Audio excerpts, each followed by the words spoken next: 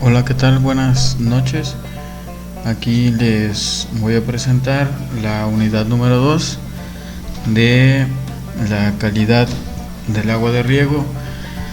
Previamente ya les he mandado otros videos y pues bueno, nos quedamos en unos temas en particular que eran los de salinidad efectiva, salinidad potencial, el RAS, el CSR y porcentaje de sodio posible. Previo a eso pues vamos a ver unos cuantos conceptos que solamente son para que los tengan ahí presentes. Por ejemplo, en la salinidad, a medida que aumenta el contenido de sales en la solución del suelo, se incrementa la tensión osmótica y por tanto la planta tiene que hacer mayor esfuerzo para absorber el agua por las raíces, o sea, disminuye la cantidad de agua disponible para las plantas. En la infiltración del agua en el suelo, contenidos relativamente altos de sodio y bajos de calcio provocan que las partículas de suelo tiendan a disgregarse, ocasionando una reducción en la velocidad de infiltración del agua que puede implicar poca disponibilidad de agua en el suelo. Toxicidad. Algunos iones, tales como el sodio, cloro y boro, se pueden acumular en los cultivos en concentraciones suficientemente altas como para reducir el rendimiento de las cosechas. Además, facilitan la absorción de algunos sistemas de riego. La obstrucción de algunos sistemas de riego. Otros efectos: en ocasiones hay que considerar los nutrientes contenidos en el agua de riego con el fin de restringir la fertilización o porque produzcan excesos contraproducentes. Otras veces pueden producir corrosión excesiva en el equipo de riego, aumentando costos de mantenimiento. Son 3 los criterios generales que se emplean para evaluar la aptitud del agua para el riego agrícola, en correspondencia con los efectos mencionados en el párrafo anterior.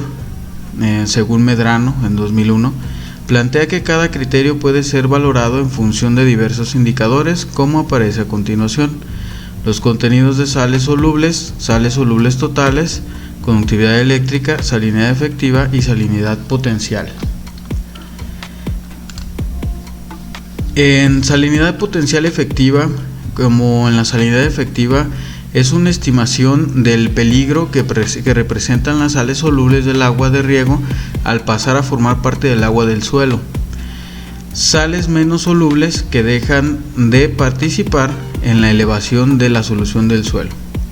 Esa es la salinidad efectiva, y se refiere a las sales menos solubles. La salinidad potencial: una vez precipitadas las sales menos solubles quedarán en solución cloruros y sulfatos. Estos aumentan considerablemente la presión osmótica y actúan a bajos niveles de humedad. Nos da una media del peligro de estas últimas sales.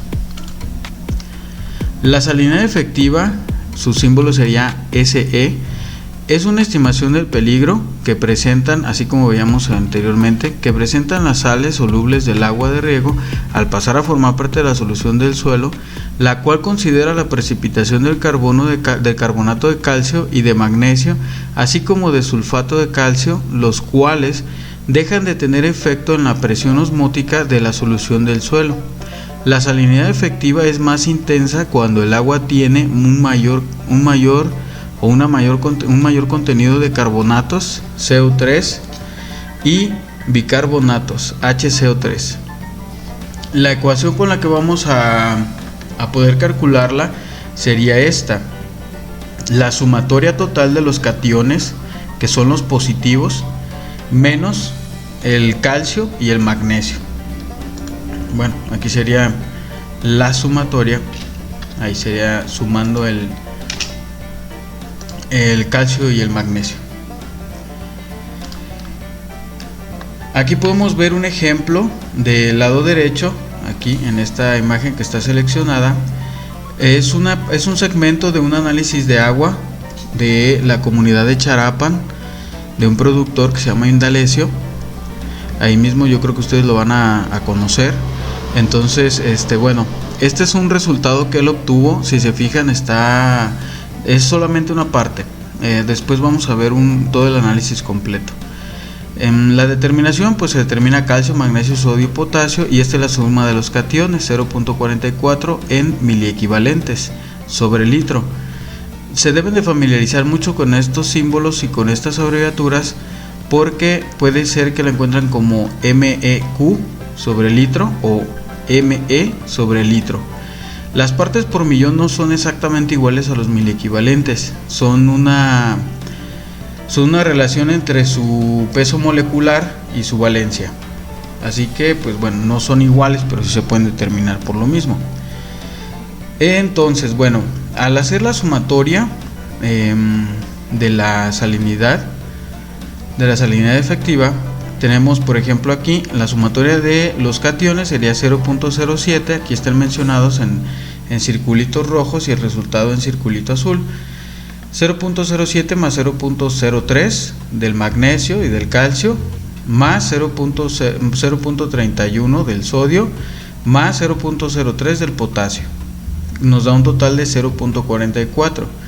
La sumatoria del calcio y el magnesio nos da 0.1, que sería 0.03 y 0.007. Para eso, pues ya se hace la resta y nos da 0.34 miliequivalente por litro. De acuerdo a nuestra tabla que tenemos aquí, la salinidad efectiva, que si es menor a 5 miliequivalente por litro, su categoría del agua sería buena. Si tuviéramos entre 5 y 15 sería condicionada, y mayor a 15 sería no recomendable. También vamos a encontrar algunos otros parámetros que vamos a ver más adelante. Vamos a utilizar otras tablas también para referenciar los resultados.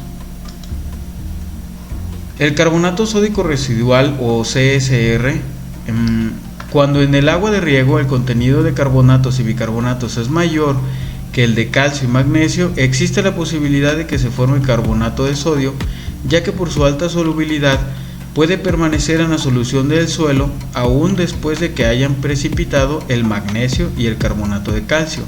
Precipitado es de que se hayan vuelto partes sólidas, ¿sí? Que se hayan asentado o que se hayan formado residuos sólidos. En estas condiciones, la concentración total y relativa del sodio puede ser suficiente para desplazar al calcio y el magnesio del complejo de intercambio, produciéndose la defloculación, que significa que se drena o se escurre del suelo. El carbonato sódico residual se calcula mediante la siguiente fórmula. Aquí les expreso que el miliequivalente, o sea la simbología, pues son iguales.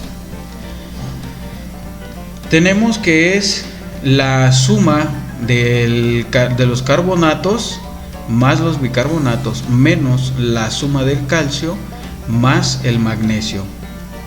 Aquí podemos ver los resultados que están igualmente aquí en la tabla, que son parte del análisis, y aquí está el resultado. El CSR es 0.016 miliequivalente por litro. De acuerdo a nuestra tabla que tenemos como referencia del carbonato sódico residual, aquí tenemos un error, por cierto, cabe recalcarlo que está mal. Aquí es un más en vez de un menos. Se expresan las concentraciones semiequivalentes siempre, y la clasificación sería que si es inferior a 1.25 es agua recomendable. Nosotros tenemos 0.16, o sea que el agua sobrepasa de recomendable. Está muy buena, inclusive es para beber, y me imagino que ustedes ya lo saben. Si está entre el 1.25 y el 2 es agua poco recomendable, y si es superior a 2 es agua no recomendable. Ya dentro del 1.25 y 2 es poco recomendable, pero aún sigue sirviendo como agua de riego. Ya superior a 2 pues no se recomienda que se utilice como agua de riego, al menos que tenga un tratamiento para disminuir la cantidad de sodio o de carbonatos que se están formando, de bicarbonatos, de todo el residuo que se va a generar, y evitar la obturación de los goteros y tener una mala respuesta del suelo. Aquí podemos ver una tabla en la cual estamos viendo por ejemplo, una relación entre el SAR, que ese ya lo habíamos visto. Igual ahorita les doy una repasada. Y la conductividad eléctrica y el CSR. Ok, aquí por ejemplo igual tenemos excelente, menor a 1.25, y también está relacionado con la conductividad eléctrica, que ya lo habíamos establecido anteriormente. Aquí viene una fórmula para calcular el SAR. Ahorita lo vamos a ver en otra parte de la presentación. Y bueno, esto nada más nos sirve como una referencia.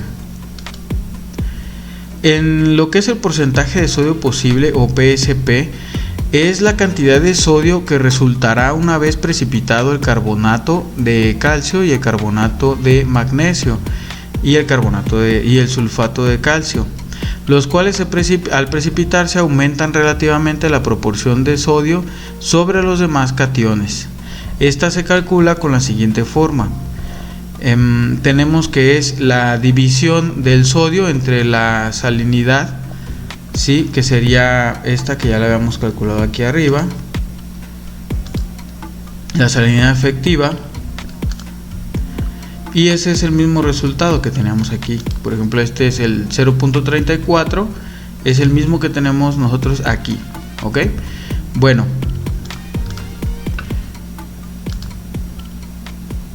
la ecuación sería 0.31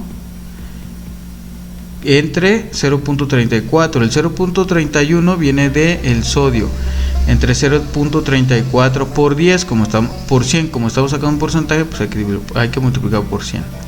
Nos da un porcentaje del 91.17%, lo cual para eso utilizamos esta siguiente tablita, en la que nos dice que el porcentaje de sodio posible, si es menor a 50%, es normal. Menor al 50% del porcentaje encontrado, eso pues no lo estamos evaluando nosotros. Y el CSR, mientras sea menor a 1.25, pues son normales. Pero nosotros tenemos el 91.17%, el cual se considera como agua de canal, el 96.5%, ¿sí? Y bueno, ahí ya tan solo con el puro porcentaje podemos saber que obviamente no es un agua de que haya sido tratada, y obviamente pues proviene de un canal, o proviene de una fosa, o de un ojo de agua. Ok, bueno, esta parte, todo esto de aquí, lo que hemos visto, pues es parte de los cálculos que hay que realizar para poder tener una buena decisión sobre el agua de riego que vamos a estar llevando, que vamos a estar usando. Ok, bueno, aquí esta presentación no es mía, pero vamos a utilizarla. Y pues bueno, seguimos en esta parte de el análisis químico de agua de riego. Aquí pues bueno, vamos a hablar un poco sobre cómo se toman las muestras de agua y qué es lo que vamos a encontrar. Aquí se recomienda que se recolecte el agua de manantial o fuente después de que la bomba haya estado trabajando 30 minutos.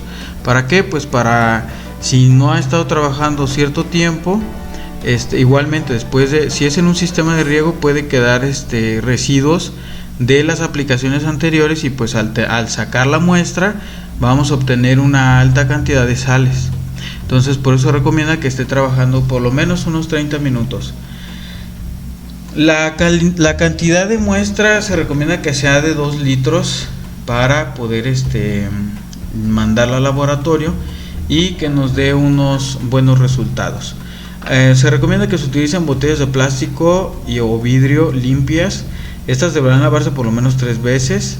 El agua debe analizarse dentro de las 3 horas siguientes al muestreo. Si el análisis se efectúa después de este tiempo, hay que mantener el agua a menos 10 grados centígrados. Esto pues ciertamente no es muy posible, más sin embargo aún así se pueden mandar las muestras. Ok, claro que esto es lo ideal, pero también hay excepciones. ¿Qué es lo que se analiza? Ya habíamos hablado parte de esto. El pH, conductividad eléctrica, calcio y magnesio, sodio, carbonatos y bicarbonatos, cloruros, sulfatos, relación ajustada de absorción de sodio, el RAS, en los nitratos y amonio, boro, hierro y manganeso. Partículas sólidas en suspensión también se llegan a evaluar. Este es un pequeño ejemplo, no vamos a tocarlo mucho, nada más lo pueden ustedes pausar y analizar. Los tips para comprobar la calidad de los resultados del análisis químico de agua, o sea, la calidad de los resultados, o sea, que sean buenos, principalmente es la suma de las concentraciones de cationes, que serían los positivos, calcio, magnesio y sodio. Esta debe de ser aproximadamente igual a la suma de las concentraciones de los aniones. Aquí les voy a mostrar unos análisis. El análisis precisamente suelo, agua y rayos.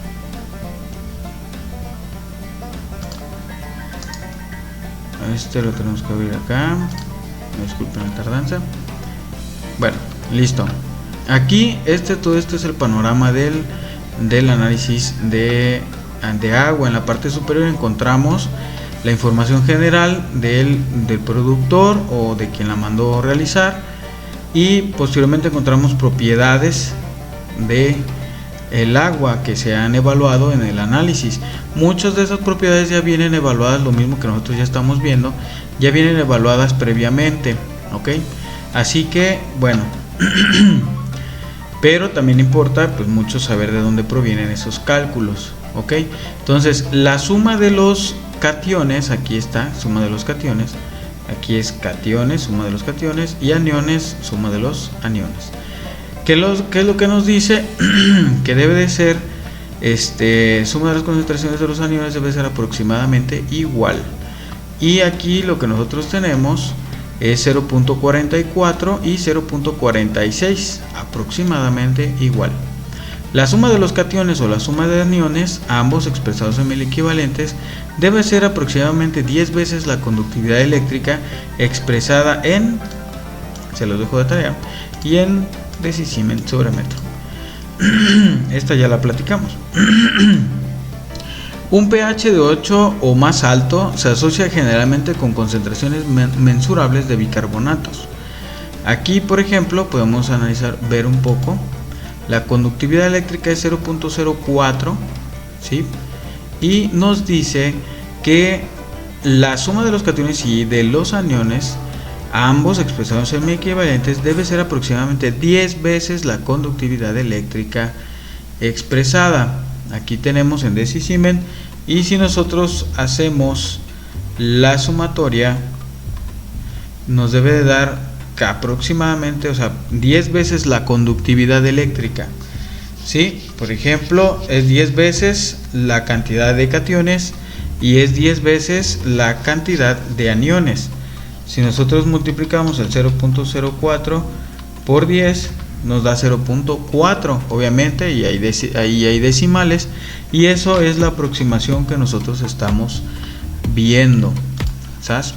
Bueno, el pH, aquí tenemos una tablita como la que les había pedido que buscaran y de la que les había platicado, en el cual nos muestra de 4 a 10, en este caso, acidez y alcalinidad.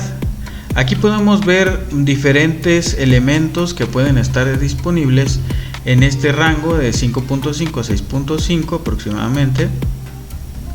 ¿Sí? No quiere decir que estén en mayor proporción o en mayor disponibilidad, sino que la mayoría de ellos están disponibles a ese pH. Si nosotros nos movemos más hacia abajo en la línea del pH, estos comienzan a disminuir e incluso algunos comienzan a aumentar. Por eso este pH es el ideal para que estén presentes la mayoría de los elementos. Los riesgos en el manejo de pH. Con un pH del agua de riego de 7.5 o más alto y una concentración de bicarbonatos de 2000 equivalentes, los bicarbonatos son susceptibles de precipitarse en forma de carbonatos de calcio. Esto nos va a generar que se taponen o se obturen los goteros. Con el aumento del pH del hierro y de magnesio pueden precipitarse. El precipitado de hierro es una herrumbre de color rojizo, en tanto que el precipitado de manganeso es de color pardo oscuro o negro. Estos elementos pueden obturar los emisores a concentraciones tan bajas como 0.1 partes por millón. En esta gráfica podemos ver cómo la acidificación del agua de riego con ácidos minerales va a ser diferente de acuerdo al tipo de ácido que se esté utilizando. Por ejemplo, en esta parte, en la línea verde, estamos viendo el ácido nítrico. En el eje de las Y encontramos el pH de 3 hasta 9 y abajo los mililitros de ácido gastados para bajar el pH hasta 6, que es la línea punteada. Bien, en el verde utilizaron ácido nítrico y requirió poco más de 14 mililitros para bajar de 8 a 6 de pH. El ácido fosfórico utilizó poco más de 6 y pico mililitros para bajar del pH 8 a pH 6. Y el ácido sulfúrico resultó ser más efectivo porque ocupó menos mililitros de ácido para llegar del pH 8 al pH 6. Entonces, dependiendo del ácido que vayamos a utilizar, va a ser la cantidad que vamos a necesitar y la rapidez con la que va a bajar el pH a un pH que nosotros podamos manejar y que podamos tener mejores resultados al utilizar el agua de riego. Al acidificar el agua se eliminan bicarbonatos que generan la alcalinidad del agua y a su vez del suelo. Estas son tres reacciones químicas en la cual el bicarbonato reacciona con el ácido sulfúrico y genera agua, dióxido de carbono y sulfatos. El dióxido de carbono se libera a la atmósfera, el agua se queda en la solución del suelo y el sulfato también, y por eso el sulfato puede formar otra vez ácido sulfúrico al mezclarse con otros hidronios o hidrógenos que estén por ahí. Otros dos se emparejan con el sulfato y vuelven a formar ácido sulfúrico. Por eso forma ácido. ¿Okay? Acidifica. El azufre acidifica el suelo, y los nitratos, por ejemplo, lo que son los nitratos como tal, los fertilizantes, van a aumentar el pH, volviéndolo más alcalino. El ácido fosfórico, aquí tenemos la reacción de los bicarbonatos más el ácido fosfórico, que va a liberar agua, dióxido de carbono, y también igualmente va a liberar un tipo de fosfato que al mezclarse con otro hidronio va a formar otra vez ácido fosfórico. Sí, este sería ortofosfato. Y aquí tendríamos ácido nítrico, el cual igualmente con los bicarbonatos y el ácido nítrico va a liberar agua, va a liberar dióxido de carbono y nitratos. Los nitratos, como no van a tener esa misma efectividad, pero también se pueden volver a mezclar con hidrógeno y formar otra vez ácido nítrico. ¿Para qué sirve cada ácido en el sistema, en lo que es el fertirriego? Bueno, pues el ácido sulfúrico sirve principalmente para bajar el pH del agua y dar mantenimiento al sistema de riego. El ácido fosfórico sirve para bajar el pH del agua y adicionar fósforo principalmente al trasplante y en floración del cultivo. El fosfórico pues nos va a proporcionar un extra también, porque el fósforo es esencial para cualquier cultivo. El ácido nítrico sirve para bajar el pH cuando se tienen cantidades elevadas de calcio en el agua, mayores a 10.000 equivalentes por litro de calcio. Aquí nos da una pequeña referencia sobre cuánto y cómo hay que aplicar el ácido. Las cantidades de ácido dependerán de las cantidades de bicarbonatos que se tengan en el agua. Generalmente se van a diluir de 2 a 3 litros de ácido en 100 litros de agua y a aplicar con bomba o Venturi hasta alcanzar el pH deseado en el gotero, de un pH de 5.5 a 6.5. Esto sería de una forma, obviamente hasta que tengamos el pH deseado. También existen unos cálculos para poder llegar fácilmente al resultado que nosotros deseamos. Más sin embargo, en los sistemas de riego, el pH que nosotros tenemos de inicio, en el inicial, por ejemplo en una línea de riego, en los primeros metros vamos a tener un pH muy bajo probablemente al aplicar los ácidos, pero al final de la línea o del surco o de la línea de las plantas vamos a tener ya un pH más elevado. ¿Por qué? Porque muy probablemente haga más calor, la distancia va a ocasionar que aumente ese pH, entonces hay que seguir utilizando más ácido. Ok, bueno, aquí ya habíamos hablado sobre la conductividad eléctrica y ya habíamos hablado sobre algunas de las afecciones que tiene la conductividad eléctrica. Aquí está el cálculo de la relación de absorción de sodio, el RAS, que ustedes van a hacerme el favor de tarea de calcularlo con los datos que ya tienen anteriormente. Ahí mismo en las diapositivas de PowerPoint también está la misma fórmula, pero pueden agarrarla de aquí y calcularlo. Esta tablita también la tenemos en el PowerPoint. Y también, por favor, calcular la dureza del agua. Así que van a tener que realizar dos cálculos, hacerlos en una libreta y tomar una fotografía y me lo mandan a mi correo. Ok, y dando su opinión con respecto a la tabla. Aquí vienen algunos